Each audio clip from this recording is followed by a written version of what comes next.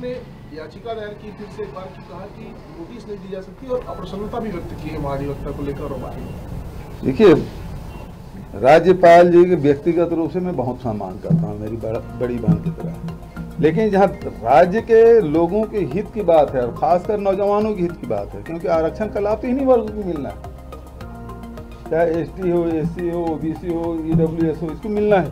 और इसमें भारतीय जनता पार्टी के हाथों में जो खेल रही राजभवन, ये बहुत दुर्भाग्यजनक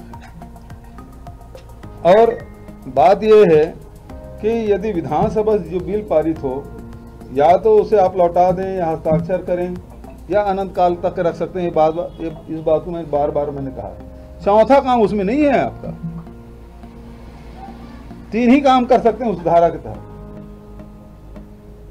सेक्शन 200 के तहत, आर्टिकल 200 के तहत केवल वही है कि या हस्ताक्षर करेंगे, वापस विधानसभा वापस करेंगे या अनंत काल तक रोक सकते हैं।